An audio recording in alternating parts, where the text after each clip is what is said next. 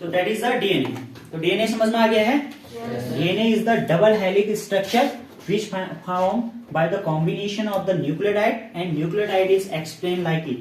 Nucleotide में क्या क्या होता है हमारा, क्या होता है, शुगर भी होती है, नाइट्रोजन बेस भी होती है और फॉस्फेट। और नाइट्रोजन बेस हमारे 4 नाइट्रोजन बेस होते हैं, adenosine, thymine, guanine and cytosine. और डीएनए में जो एडिनोसिन और थाइमिन है ये आपस में कितने बॉन्ड से जुड़ेंगे, डबल बॉन्ड से। और ग्वानिन और साइटोसिन किस बॉन्ड से जुड़ेंगे, ट्रिपल बॉन्ड से। ठीक है, ये समझ में आ गया डीएनए। अब आरएनए में क्या डिफरेंट, डीएनए का काम क्या है, what is the function of DNA, it store generic information. DNA का काम है जेनेरिक इंफॉर्मेशन को स्टोर। अब आरएनए क्या है इसको समझे, इतना समझ में आ गया, डीएनए समझ में आया। फिर RNA full form of DNA deoxyribonucleic acid and the full form of RNA ribonucleic acid. अब इसमें थोड़ा सा डिफरेंट क्या होता, देखो आरएनए बनेगा किससे, न्यूक्लियोटाइड से ही बनेगा। किससे बनेगा, न्यूक्लियोटाइड से ही बनेगा। वही है न्यूक्लियोसाइड एंड दूसरा phosphate. Nucleotide is further separating two parts as a sugar and also nitrogen base. यहां पे देखो डीएनए में शुगर कौन सी है, डीऑक्सीराइबोज शुगर। लेकिन यहाँ आरएनए में जो शुगर होगी उसको बोलते हैं राइबोज शुगर। क्या बोलते हैं, राइबोज शुगर। एक डिफरेंट है यहीं पे आ गया। First different in the behalf of sugar. किसके बिहाफ में, शुगर के बेस पे। देखो यहाँ शुगर क्या है, डीऑक्सीराइबोज शुगर है, बट आरएनए में कौन सी शुगर है, ribose. That is first different. Second different, also here nitrogen base also bifurcating in 2 parts, purine and pyrimidine. Here purine is adenosine and guanine. In pyrimidine, here is a thymine, but here thymine is not present. Here is uracil. Here is uracil and there is a cytosine. इनके बीच में कौन सा bond होगा, triple bond. Here double. देखो एक change क्या हुआ, first change is sugar. पहले चेंज किसका आया, शुगर का। सेकंड चेंज किसका आया है, नाइट्रोजन बेस। 2 डिफरेंट हो गए। डीएनए और आरएनए में डिफरेंट समझ में आ गया है। डीएनए का फर्स्ट डिफरेंट क्या है, इसमें जो शुगर होती है डीऑक्सीराइबोज शुगर होती है। आरएनए में जो शुगर होगी वो कौन सी शुगर होगी, राइबोज शुगर होगी। सेकंड डिफरेंट, डीएनए में जो नाइट्रोजन बेस होगा वो पायरामिडीन में थाइमिन होता है, लेकिन आरएनए में जो नाइट्रोजन बेस होती है वो क्या होती है, यूरेसिल। क्या होती है, यूरेसिल। ये सेकंड डिफरेंट। थर्ड डिफरेंट क्या है, स्ट्रक्चर। थर्ड डिफरेंट क्या है, स्ट्रक्चर। डीएनए का स्ट्रक्चर देखा हमने, ये था डीएनए में डबल हेलिक्स था। क्या था, डबल हेलिक्स। आरएनए का स्ट्रक्चर देखते हैं।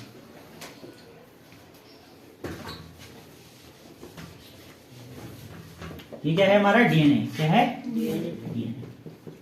आरएनए का, आरएनए में केवल एक ही हेलिक्स होता है।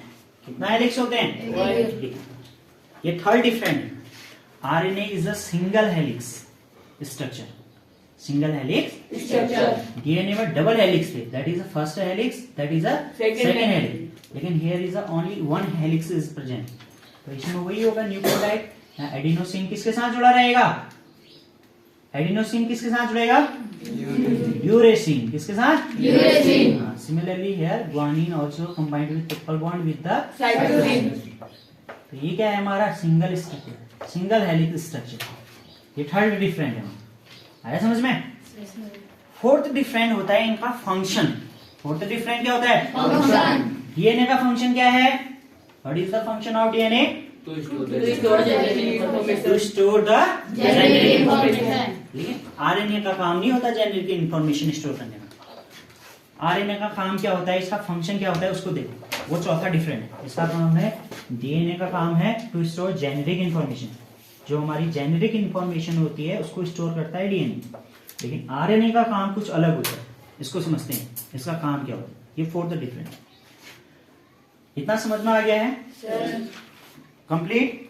शुगर समझ में आ गई है, इधर डीऑक्सी राइबोज शुगर और उधर इधर कौन सा नाइट्रोजन बेस्ड थाइमीन था, उधर कौन सा चेंज हुआ, यूरेसिन। सेकंड। तीसरा इनका तीसरा डिफरेंट क्या था, इसमें स्ट्रक्चर, इसका डबल हेलिक्स है, इसमें क्या है, सिंगल हेलिक्स। 4th डिफरेंट देखते हैं आरएनए। आरएनए का फंक्शन। 4th डिफरेंट क्या है, फंक्शन। इसका फंक्शन है जेनेरिक इंफॉर्मेशन और इसका फंक्शन क्या होता है आप समझो।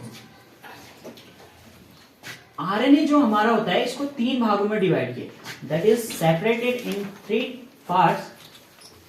First is mRNA, second is tRNA और थर्ड इज आरएनए।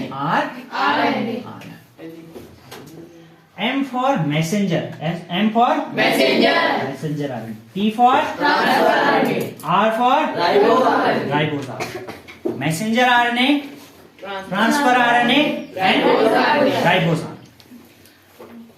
अब जब हमने एंडोप्लाज्मिक रेटिकुलम, थोड़ा सा देखो समझना आ जाएगा, वहां पे बताया था ना जब आरएनए पढ़ेंगे वहां पे डीप पढ़ेंगे करके बोला था। जो हमने सेल पढ़ा था उसमें कई चीज देखी थी, माइटोकॉन्ड्रिया देखा था, वैक्यूल्स देखा था, लाइसोसोम देखा था, सेंट्रोसोम देखा था, ऐसी न्यूक्लियस था, गोल्जी बॉडी था, ऐसी एक और था एंडोप्लाज्मिक रेटिकुलम। तो एंडोप्लाज्मिक रेटिकुलम का एक पार्ट तो स्मूथ था, सेकंड पार्ट क्या था, रफ। जो रफ था वो रफ क्यों था, उसमें क्या पाया जाता था, राइबोज। 2 टाइप्स के राइबोज, 70S एंड 80S। उस राइबोज का फंक्शन था प्रोटीन बनाना। क्या था, प्रोटीन बनाना। एंडोप्लाज्मिक रेटिकुलम में जो राइबोज था उस राइबोज का फंक्शन होता है क्या, प्रोटीन बनाना। तो एक प्रोटीन कितने एमिनो एसिड से बन रही थी, 20 एमिनो एसिड। किससे, 20 एमिनो एसिड। जो एक प्रोटीन है हमारा वो 20 एमिनो एसिड, और ये 20 जो एमिनो एसिड है इनको हमने 2 पार्ट्स में क्लासिफाई किया था। एक था नेसेसरी और एक था अननेसेसरी। 10 जो 10 क्या होते हैं एमिनो एसिड है वो पहले से कहां प्रेजेंट होते हैं, कहां प्रेजेंट होते हैं, हाँ, राइबोज में पहले से ही प्रेजेंट होते हैं। तो 10 की और नीड्स है हमें, ठीक है। जो 10 पहले से ही प्रेजेंट है उनको अननेसेसरी कहते हैं, और 10 जिनकी जरूरत है हमें उनको क्या बोलते हैं, नेसेसरी। क्योंकि एक प्रोटीन एनर्जी बनाने के लिए हमें कितना एमिनो एसिड चाहिए, 20, और पहले से ही 10 जो एमिनो एसिड है वो राइबोज में पहले से ही है। उस राइबोज को अगर, ठीक है, जो 10 एमिनो एसिड है वो पहले से ही राइबोज में प्रेजेंट है, और उसको 10 एमिनो एसिड और मिल जाए तो प्रोटीन का निर्माण कर देगी वो। तो वो 10 तो पहले से ही है और 10 और चाहिए उसको। ये 10 कहां से आएंगे, 10 एमिनो एसिड। देखो हम फूड खाते हैं, कोई भी फूड हम क्या करते हैं, कंडक्ट करते हैं। खाना खाते हो आप लोग, उसमें सभी प्रकार के न्यूट्रिशन होते हैं, ठीक है। फैट भी होता है, विटामिन भी होते हैं, प्रोटीन भी होता है, वाटर भी होता है, ठीक है, स्टार्च भी होता है ना। कई प्रकार के क्या होते हैं, मिनरल्स होते हैं। तो वैसे ही प्रोटीन भी होता है, खाने में क्या होता है, प्रोटीन भी होता है। तो जैसे ही हम खाने को खाते हैं तो हमारी बॉडी में भोजन गया, ठीक है। अब जैसे ही हमारे शरीर में भोजन गया तो वहां पे क्या होता है, खाना डाइजेस्ट होगा, और डाइजेस्ट होने के बाद वो क्या होता है, कंज्यूम होता है, किसमें, ब्लड में कंज्यूम होता है। तो उस ब्लड में जब हमारा क्या चले जाता है, प्रोटीन भी चले जाता है। तो जैसे ही ब्लड में हमारा प्रोटीन गया तो वहां से एमआरएनए काम करता है। ये क्या करेगा, 10 एमिनो एसिड को पकड़ लेगा, एमिनो एसिड को क्या कर लेगा, पकड़ लेगा, ब्लड से सीधे पकड़ लेगा। और देखो जैसे इसने पकड़ा ब्लड से, 10 एमिनो एसिड कहां से पकड़ा, ब्लड से। इन 10 एमिनो एसिड को कहां जरूरत है हमें, सेल के एंडोप्लाज्मिक रेटिकुलम में, सेल के एंडोप्लाज्मिक रेटिकुलम। तो ब्लड से इसको एंडोप्लाज्मिक रेटिकुलम में ले जाना पड़ेगा।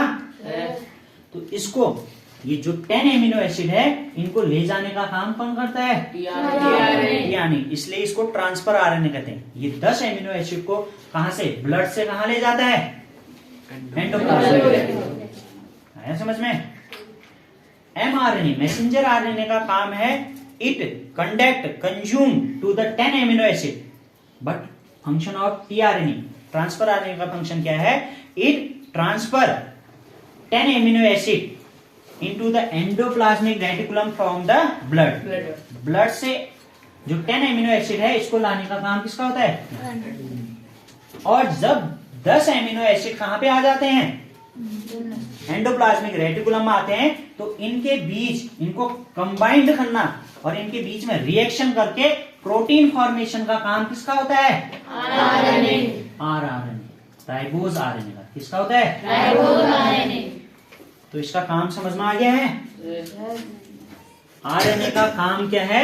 ब्लड से, अगर केवल आरएनए का काम करे तो आरएनए का काम है ब्लड से एमिनो एसिड को लेना और उसको उस 10 एमिनो एसिड को लेकर प्रोटीन का निर्माण।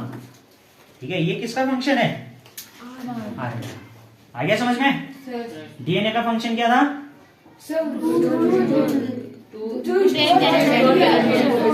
टू स्टोर और आरएनए का फंक्शन क्या है?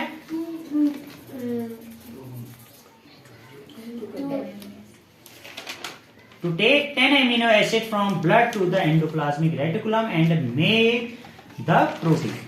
क्या है इसका? इसका फंक्शन ही है ब्लड से 10 एमिनो एसिड को ले जाना। इसका काम ही क्या है?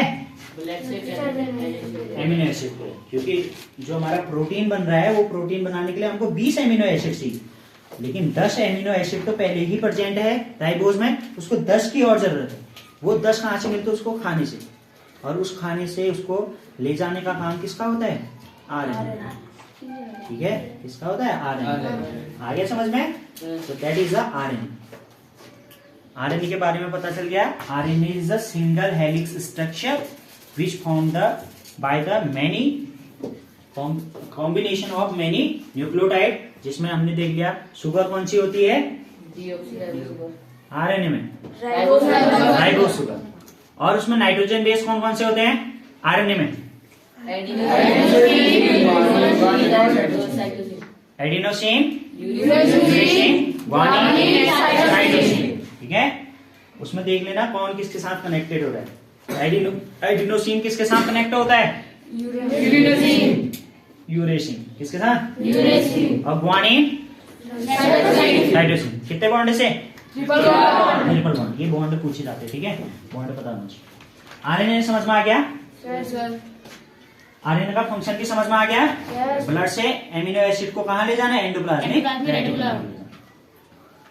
अब क्या है ये देखो, रेप्लिकेशन क्या है, ट्रांसक्रिप्शन क्या है और ट्रांसलेशन क्या है। ये कुछ ऐसा ज्यादा इसमें कुछ है नहीं, हल्का सा है। देखो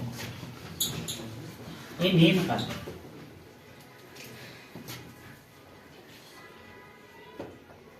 रेप्लिकेशन, ट्रांसक्रिप्शन। अब जैसे हमारा डीएनए क्या है? डीएनए। इसको ऐसे समझते हैं, एक एग्जाम्पल देखो। हमारे अर्थ में कई प्रकार के जीव होते हैं, है ना? अगर कुछ ऐसे जीव होते हैं जिनको हम 20 से काट दे तो 2 बन जाते हैं, है ना? 1 से कितने बन जाएंगे? 2 बन जाएंगे। तो ऐसी डीएनए भी होता है। एक डीएनए से दूसरा डीएनए भी बन सकता है। इसी डीएनए से क्या हो सकता है? दूसरा डीएनए भी बन सकता है। एक डीएनए और बन सकता है। इस डीएनए से एक और डीएनए बन सकता है। 1, 2 भी बन सकते हैं, 3 भी बन सकते हैं, 4 भी बन सकते हैं। एक डीएनए से मैनी डीएनए क्या हो सकते हैं? जनरेट हो सकते हैं। तो एक डीएनए से दूसरा डीएनए बनने की जो प्रोसेस होती है, उसी प्रोसेस को क्या बोलते हैं हम? Replication. Replication is a process in which the many DNA generate from a single DNA. एक डीएनए से बहुत सारे क्या बनते हैं? डीएनए बनते हैं। उसी को हम क्या बोलते हैं? रेप्लिकेशन। तो एक डीएनए से कई सारे डीएनए बनने की प्रोसेस को ही हम क्या बोलते हैं? रेप्लिकेशन। आ गया समझ में? रेप्लिकेशन किसे कह रहे हैं? रेप्लिकेशन क्या है?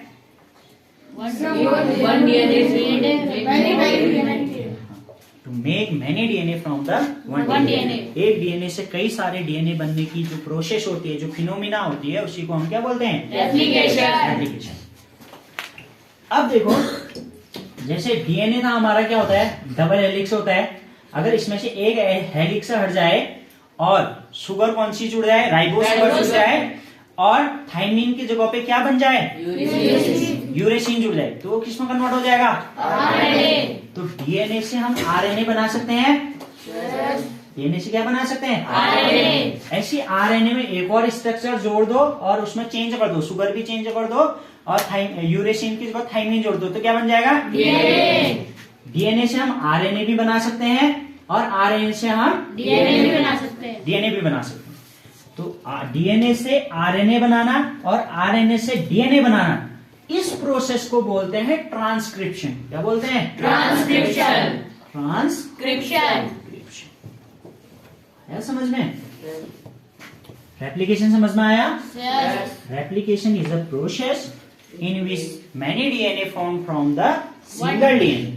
एक सिंगल डीएनए से कई सारे डीएनए बन रहे हैं, तो उस प्रोसेस को हम क्या बोल रहे हैं? रेप्लिकेशन। और ट्रांसक्रिप्शन क्या है? डीएनए से आरएनए बनना और आरएनए से डीएनए बनना, इस प्रोसेस को हम क्या बोलते हैं? ट्रांसक्रिप्शन। अब देखो, आरएनए से प्रोटीन भी तो बन रहा था। आरएनए से क्या बन रहा था? प्रोटीन बन रहा था ना। राइबोस क्या ले रहा था? एमिनो एसिड को ले जा रहा था और एमिनो एसिड के साथ मिलकर क्या बना रहा था? प्रोटीन। तो आरएनए से प्रोटीन बनने की जो फिनोमिना होता है, उसी को हम क्या बोलते हैं? ट्रांसलेशन। क्या बोलते हैं? ट्रांसलेशन। आ गया समझ में? What is the replication? DNA से डीएनए बनना रेप्लिकेशन, डीएनए से आरएनए बनना ट्रांसक्रिप्शन, और आरएनए से डीएनए बनना रिवर्स इनवर्स ट्रांसक्रिप्शन। क्या बोलते हैं? Inverse transcription. और आरएनए से प्रोटीन बनने की जो फिनोमिना होती है, उस प्रोसेस को हम क्या बोलते हैं? ट्रांसलेशन। तीनों में समझ में आ गया? डीएनए समझ में आया? आरएनए समझ में आ गया? Replication, transcription, translation. Any doubt? अगर डाउट है तो पूछ लो। कुछ डाउट है? नहीं। तो ये समझ में आ गया आरएनए क्या है, डीएनए क्या है। तो हमारा अभी तक पूरा कंप्लीट हो चुका है। सेल अगर कंप्लीट हो गया, सेल में अगर कुछ बचा है तो वही एक हमने सेंट्रोसोम पढ़ा था। सेंट्रोसोम का फंक्शन क्या होता है? सेल डिवीजन, है ना। ये तो हमने, लेकिन उसके अंदर सेल डिवीजन कैसे होता है उसको देख लेना। थोड़ा एडिशनल जानकारी है, कौन सी प्रोसेस होती है, क्या क्या स्टेप होते हैं, उसको देख लेना। ठीक है, फिर हमारा सेल चैप्टर क्या हो जाएगा? कंप्लीट हो जाएगा। सेल में एक क्विक रिवीजन कर ले 10 मिनट का। ठीक है। Cell, what is the cell?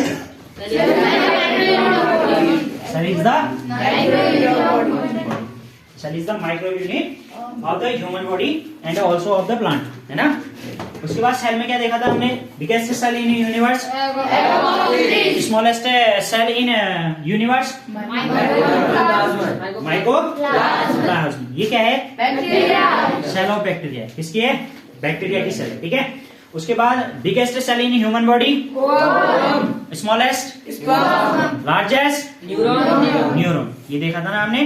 उसके बाद सेल का स्ट्रक्चर देखा था। सेल ऐसी स्ट्रक्चर होती है, इसके बाहर के पार्ट को क्या बोलते हैं? Cell membrane. ये किसकी बनी होती है? प्रोटीन। उसके अंदर हमने देखा था माइटोकॉन्ड्रिया। क्या देखा था? माइटोकॉन्ड्रिया। इसका अनदर नेम होता है पावर हाउस। क्या होता है? Power house. क्योंकि इसके अंदर एक फिनोमेना चलती है, क्रिब्स साइकिल। उस फिनोमेना को चलने के लिए हमें ऑक्सीजन की जरूरत होती है, इसलिए माइटोकॉन्ड्रिया में चलने वाली जो क्रिब्स साइकिल होते हैं उसको एरोबिक रेस्पिरेशन बोलते हैं। उस एरोबिक रेस्पिरेशन में 38 एटीपी पार्टिकल्स क्या होते हैं? कनेक्ट होते हैं और एक ग्लूकोज बनाते हैं। और एक ग्लूकोज पार्टिकल हमें 4.2 किलो कैलोरी एनर्जी देता है। और एनर्जी, क्योंकि इसका फंक्शन ही है एनर्जी देना, इसलिए हम इसको क्या बोलते हैं? Power house. ये दो कंपोनेंट से मिलकर बनता है। कौन कौन से?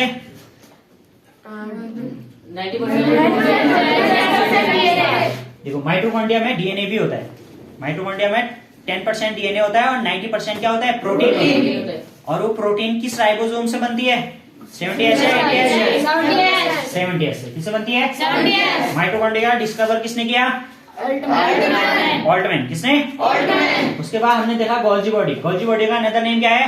ट्रैफिक कंट्रोल, क्योंकि एक सेल की एनर्जी दूसरे सेल में क्या करती है? ट्रांसफर। उसके बाद वैक्यूल देखा। वैक्यूल का फंक्शन क्या होता है? To store liquid. तो उस लिक्विड को हमने एक नाम दिया था, सेल सेल। क्या नाम दिया था? सेल।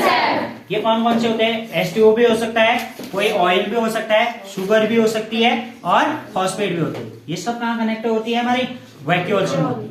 उसके बाद हमने देखा था सेंट्रोसोम। क्या देखा था? सेंट्रोसोम। इसका फंक्शन क्या था? सेल डिवीजन करना। क्या था इसका? और सबसे फास्टेस्ट सेल डिवीजन कौन से पार्ट में होता है हमारा? और ऐसा बॉडी का कौन सा पार्ट है जहाँ पे सेल डिवीजन नहीं होता है? ब्रेन में। कहाँ पे नहीं होता है? ब्रेन में अगर कहीं कट लग गया तो वहां पे ब्रेन दोबारा रिकवर नहीं हो सकता है। आदमी वहीं पे क्या होता है कि जिस पार्ट का सिग्नल वहां जा रहा है वो सिग्नल होना बंद हो जाएगा, पैरालाइज हो जाएगा। हो जाएगा। उसके बाद हमने लाइसोसोम पढ़ा था। क्या पढ़ा था? लाइसोसोम। इसमें एक एंजाइम होता है। कौन सा एंजाइम्स होते हैं इसमें? Hydrolytic enzyme. इस हाइड्रोलाइटिक एंजाइम का काम क्या होता है? देखो, जैसे सेंट्रोसोम काम करना बंद कर दे तो लाइसोसोम यहाँ से हाइड्रोलाइटिक एंजाइम इसमें क्या कर देगा? छिड़क देगा और इसको क्या कर देगा? खत्म कर देगा। इसकी जगह पे नया सेंट्रोसोम बनेगा। सेंट्रोसोम ही नहीं, कोई भी कंपोनेंट है। गोल्जी बॉडी अगर काम करना बंद कर दे तो यहाँ से लाइसोसोम आएगा, इसमें क्या छोड़ेगा? हाइड्रोलाइटिक एंजाइम छिड़केगा। ये गोल्जी बॉडी खत्म क्या हो जाएगा? समाप्त हो जाएगा। इसकी जगह पे नया गोल्जी बॉडी बनेगा, है ना। अगर कभी कभी क्या होता है, इसके अंदर हाइड्रोलाइटिक एंजाइम है, खुद के अंदर ही गिर जाता है वो, तो कभी कभी इसके अंदर गिर जाता है तो ये भी खुद भी क्या हो जाता है? समाप्त हो जाता है, खत्म हो जाता है। तो इसलिए इसको क्या अनदर नेम क्या बोलते हैं? सुसाइडल। उसके बाद हमने देखा एंडोप्लाज्मिक रेटिकुलम। क्या देखा? एंडोप्लाज्मिक रेटिकुलम को स्केलेटन ऑफ द सेल बोलते हैं। जो कोशिका है, कोशिका का कंकाल किसे कहते हैं? जैसे हमारे शरीर के अंदर क्या है? मैंने स्केलेटन सिस्टम, स्केलेटन है ना हमारा, वैसी सेल का स्केलेटन किसे बोलते हैं? Endoplasmic reticulum. एंडोप्लाज्मिक रेटिकुलम के एक पार्ट रफ होता है, दूसरा पार्ट स्मूथ होता है। जो स्मूथ होता है वहां पे प्रेजेंट होने वाली फैट के कारण होता है, और दूसरा ये रफ होता है, रफ किसके कारण होता है? वहां पे प्रेजेंट होने वाले राइबोसोम। राइबोसोम दो प्रकार का होता है, 70S एंड 80S। 70S का साइज छोटा होता है, 80S का साइज क्या होता है? बड़ा होता है। S for sedimentary coefficient, S for coefficient होता है। उसी के अंदर हमने देखा इन दोनों का काम था प्रोटीन बनाना। क्या था? प्रोटीन बनाना। प्रोटीन एक प्रोटीन बनती है 20 अमीनो एसिड से। किससे? 20 अमीनो एसिड। इसको हमने ऐसे लिख सकते हैं 10 + 10 अमीनो एसिड। 10 तो पहले से ही राइबोसोम में प्रेजेंट होते हैं और 10 हमें कहाँ से मिलता है? फूड से। और इसको कौन लाता है? आरएनए। देख लिया हमने, है ना। आगे समझ में आरएनए का फंक्शन। उसके बाद हमने न्यूक्लियस पढ़ा था। न्यूक्लियस के अंदर एक लिक्विड होता है, उसको क्या बोलते हैं? न्यूक्लियोप्लाज्म। क्या बोलते हैं? न्यूक्लियोप्लाज्म। वैसे ही सेल के अंदर भी कई सारे क्या होते हैं? लिक्विड होते हैं। सेल के अंदर एक लिक्विड होता है, इसको क्या बोलते हैं? साइटोप्लाज्म। अगर सेल का कोई इंपोर्टेंट पार्ट है तो वो इंपोर्टेंट पार्ट कौन सा है?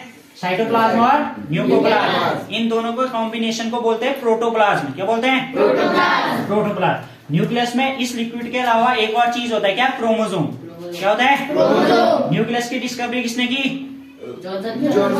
Robert brown. किसने की? Robert brown. और उसके अंदर जो क्रोमोसोम होता है, क्रोमोसोम कितने होते हैं? 23 पेयर। ये एक पेयर है, एक क्रोमोसोम ये, सेकंड क्रोमोसोम ये, ऐसे 23 होंगे, टोटल 46 हो जाएंगे। ठीक है, 23। क्रोमोसोम की डिस्कवरी किसने की?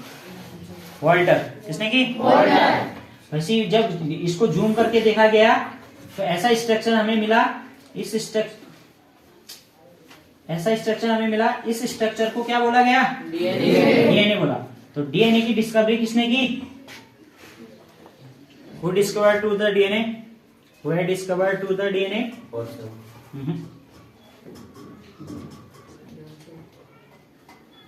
डीएनए की डिस्कवरी किसने की? No idea. डीएनए का मॉडल किसने दिया? डीएनए की डिस्कवरी की कार्लसबर्ग ने। किसने की? कार्लसबर्ग। इसका मॉडल किसने दिया? No idea. और सुई तो पढ़ाया था, रिवीजन नहीं किया। यही तो साइंटिस्ट का नाम याद कर लो, पूछा जाता है। इसका जो मॉडल दिया था फ्रेडरिक मिशन ने दिया था। किसने दिया था? Friedrich Miescher. किसने दिया था? Friedrich Miescher. और इसका जो प्रिंसिपल होता है, ये कैसे काम करता है, इसके अंदर क्या क्या होता है, इसके बारे में किसने बताया? किसने बताया? वॉटसन एंड क्रिक ने। किसने? Watson and Crick. ये नाम याद हो जानी चाहिए। और ये पूरा क्या है? डीएनए। इस डीएनए का छोटा सा पार्ट क्या कहलाता है? जीन। तो gene is the micro unit of DNA. जैसे सेल क्या है? Cell is the micro unit of human body. वैसे डीएनए का जो माइक्रो यूनिट होता है उसको क्या बोलते हैं? जीन। जीन की डिस्कवरी की जोहान्सबर्ग ने। किसने की? जोहान्सबर्ग ने। ठीक है, इतना पढ़ा था हमने। तो दैट इज द सेल। उसके अंदर हमने डीएनए देख लिया था, आरएनए देख लिया, इसका नहीं। अभी जो सेल, ये क्या होता है हमारा? सेंट्रोसोम। सेंट्रोसोम के अंदर सेल डिवीजन होता है। मतलब सेल डिवीजन का मीनिंग क्या होता है? नया सेल बनना। तो ह्यूमन बॉडी में वैसे तो सेल डिवीजन, एनिमल्स में जो सेल डिवीजन होता है वो 3 टाइप्स का होता है। कितने टाइप्स का होता है? ठीक है, कितने टाइप्स का होगा? 3 टाइप्स। माइटोसिस, अमाइटोसिस और एक होता है मायोसिस। ठीक है, 3 टाइप का होता है। अभी देखेंगे इसके अंदर क्या होता है। लेकिन जो हमारी ह्यूमन बॉडी होती है, ह्यूमन बॉडी में 2 ही सेल डिवीजन, 2 ही टाइप्स के सेल डिवीजन होते हैं। एक होता है मायोसिस और दूसरा होता है माइटोसिस। ठीक है, मायोसिस एंड माइटोसिस। इसको पढ़ेंगे कि क्या होता है, सेल डिवीजन कैसे होता है। हमने तो देख लिया ना, साइटो क्या है? सेंट्रोसोम है। सेंट्रोसोम का फंक्शन है सेल डिवीजन करना, लेकिन उसके अंदर क्या प्रोसेस हो रही है इसको थोड़ा देखेंगे। ये एडिशनल है, ये सिलेबस में नहीं है। ठीक है, इसको थोड़ा सा एडिशनल देखेंगे क्योंकि यहाँ से क्वेश्चन आता है। क्वेश्चन क्यों आता है? यहाँ से सिंड्रोम। सिंड्रोम क्या होता है? बॉडी में सिंड्रोम कैसे होते हैं? देखो, न्यू ग्लोबिन सिंड्रोम आजकल वो यूट्यूब में चल रहा है ना, न्यूजों में चल रहा है। देखा न्यूज? नहीं चला तो पता होना चाहिए सिंड्रोम क्या होता है। इसलिए इसको बताना थोड़ा सा जरूरी है कि क्या होता है सिंड्रोम। उसके लिए हमें सेल डिवीजन जानना, सेल डिवीजन होता कैसे है उसको जानना जरूरी है। तो we have the need to understand the cell division to understand to syndrome. ठीक है, सिंड्रोम को समझने के लिए हमारे पास क्या होनी चाहिए? नॉलेज होनी चाहिए। किसके बारे में? Cell division. तो सेल डिवीजन कब पढ़ेंगे? कल पढ़ेंगे। ठीक है, ओके।